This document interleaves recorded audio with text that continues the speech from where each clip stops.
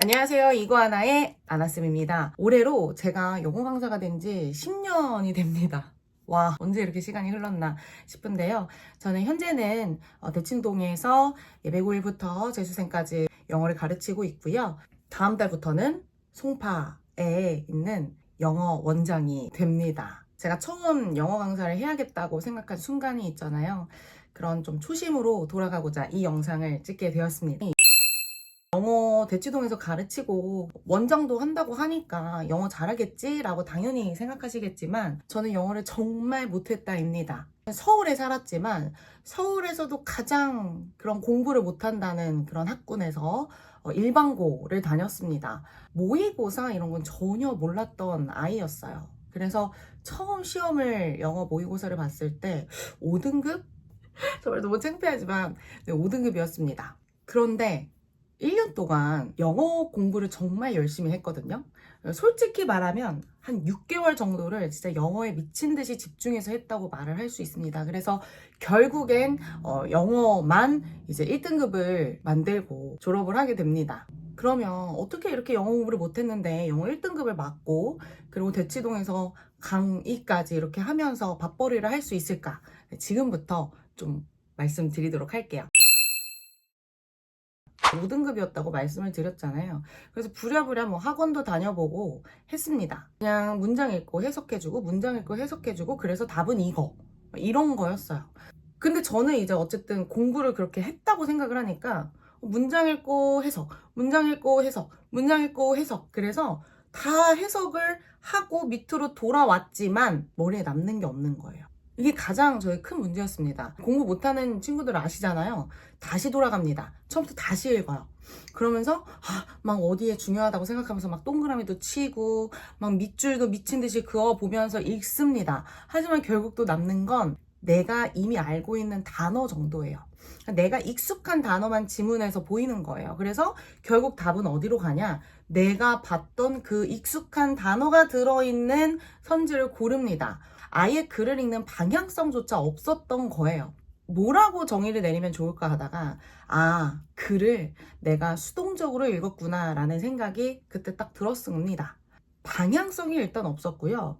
뭐를 중심으로 읽어야 하는지도 전혀 몰랐던 거예요. 그러다 보니까 그냥 읽고 모르고 또 읽고 또 읽고 시간은 가고 그렇게 해서 문제를 계속 풀었으니 등급이 잘 나올 리가 없겠죠. 지금의 학생들도 똑같습니다. 하위권 학생들을 한번 생각을 해보시면 영어를 대충 공부합니다. 영어를 대충 공부하는데 굉장히 내가 열심히 공부했다고 하게 하는 착각들이 몇 가지 있습니다. 일단 양치기를 미친 듯이 합니다. 문제를 많이 풀고요. 채점을 하고요. 그리고 틀린 게 나오면 해설지를 봅니다. 해설지 보면 왜 내가 이걸 몰랐지? 하고 깊은 깨달음은 없죠. 그리고 끝이에요. 여기서 조금 더 발전한다는 친구는 내가 여기서 몰랐던 단어 찾는 정도로 끝을 냅니다. 이렇게 계속 반복을 하다 보면 내 성적은 그대로일 거예요. 왜냐면 내가 머리를 쓰지 않고 그냥 주어진 해석, 문제 풀고 내가 발전한 상태는 하나도 없는 그런 상황에서 풀기만 했기 때문이에요. 실력이 절대로 늘지 않습니다. 그런데 여러분들 수학 공부 어떻게 하세요? 수학을 이렇게 공부하시나요? 아니죠. 수학은 문제 있으면 연습지 펴놓고 미친 듯이 풀이법을 쓰시잖아요. 풀이법이 짧냐? 아니잖아요. 막 한 장을 꽉득 채우는 경우도 있잖아요. 수학 같은 과목은 왜 그렇게 머리를 써가면서 논리적으로 공부를 하면서 왜 영어는 그렇게 안 하냐는 거죠. 제가 그런 걸 좀 깨닫고 영어도 좀 꼼꼼히 공부를 해야겠다. 능동적으로 공부를 해야겠다고 생각을 했습니다. 그리고 나서 제가 제일 첫 번째로 한 게 뭐였냐면 영어 공부를 잘하는 친구들을 관찰하는 거였어요. 영어 잘하는 친구들은요. 펜도 들지 않고요. 이 글을 그냥 읽습니다. 그냥 눈으로 읽어요. 그리고 이렇게 읽다가 펜 들고 이렇게 골라요. 물어봤어요. 너는 어떻게 이렇게 표시도 하나도 안 하면서 그렇게 글을 읽는 거야? 그랬더니 자기는 글을 읽으면 그냥 이게 뭐에 대한 글인지, 다시 말하면 핵심이 뭔지, 그리고 그 키에 대해서 포커스를 어디에 맞춰야 하는지 머릿속에 그냥 글을 읽고 나면 뭐는 뭐다 라고 하는 게 정확하게 떠오른대요. 그게 그냥 글을 읽으면서 보인다는 거예요. 근데 저는 단 한 번도 그렇게 글을 읽은 적이 없거든요. 키가 뭐고 포커스를 어디에 맞춰야 될지 전혀 모르는 상태로 그냥 읽었던 겁니다. 근데 저는 그걸 못하잖아요. 어떻게 한 번에 키를 찾고 어떻게 한 번에 포커스를 찾겠어요, 여러분들. 그래서 제가 정말 꾸준하게 3달 동안 한 게 있습니다. 지문을 뜯어 먹는 거예요. 하루에 딱 2지문을 그렇게 뜯어 먹었습니다. 그냥 뭐 뜯어 먹었다라고 하면 너무 추상적이니까 한 3단계를 가지고 이렇게 지문을 뜯어 먹기 시작했는데요. 처음에는 이 한 지문을 공부하는데 1시간이 걸렸어요. 1시간이 걸렸으니까 2지문 공부하는데 2시간이 걸렸겠죠?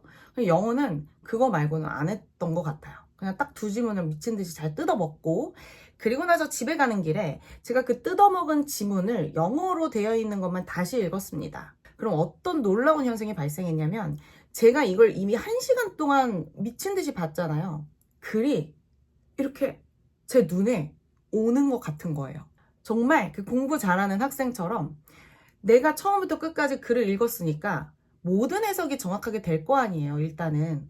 그러니까 여기서 핵심이 뭔지, 그리고 하고 싶은 말이 뭔지가 그냥 이렇게 제 눈앞에 이렇게 퍽 하고 약간 글이 이렇게 3차원으로 보인달까요? 제가 그런 경험을 하게 됩니다. 물론 처음에는요, 제가 한 지문에 한해서만 그렇게 됐어요. 그런데 이게 하루에 2개씩 했다 그랬잖아요. 제가 한 달을 하니까 60개가 쌓이는 거예요. 그럼 이거를 그 60개를 계속 봤거든요. 돌려가면서 봤어요. 그리고 이제 좋은 게 뭐였냐면 1시간이 안 걸려요. 한 지문을 보는데 정확히 30분이 걸리기 시작합니다. 그래서 영어가 1시간 동안에 다 마무리가 되었고요. 거기에 이제 시간이 나면 좀 단어를 외워주기도 했고요. 문법 공부를 조금 하기도 했습니다. 그래서 이게 어느 정도의 양이 쌓이다 보니까 제가 읽었던 구문이나 제가 읽었던 중요한 키 포커스가 다른 지문에도 또 적용이 되더라고요. 그러다 보니까 이제 저도 물론 그 정말 공부 잘하는 친구들이 책을 읽는 것처럼 제가 문제를 풀진 못했지만 중요한 게 무엇인지 정확히 알고 그 부분에 동그라미 치고 그 중요한 키를 찾았으면 그 키에 대한 포커스에만 밑줄을 그으면서 읽게 된 거예요. 그러면 이제 궁금하실 거예요. 그래서 네가 정확히 한 그 지문 뜯어먹기 방식이 뭔데? 3단계 그 3스텝이라는 게 뭔데? 라는 게 궁금하실 텐데요.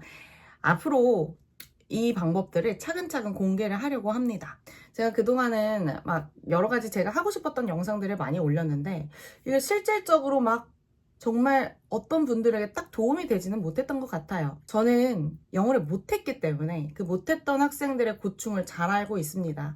그게 제가 이 험난한 대치동에서 살아남을 수 있었던 비결이 아닐까 싶습니다. 그리고 정말 신기하게 저한테는 공부를 못하는 학생들이 많이 왔습니다. 저처럼 이렇게 부족했던 학생들을 제가 채워주고 하면서 그 학생들이 발전하는 모습을 보고 실제로 제가 어렸을 땐 제가 했던 방식만 알잖아요. 그래서 그런 방식을 적용을 해서 그렇게 따라온 친구들은 정말 성적이 올랐고요.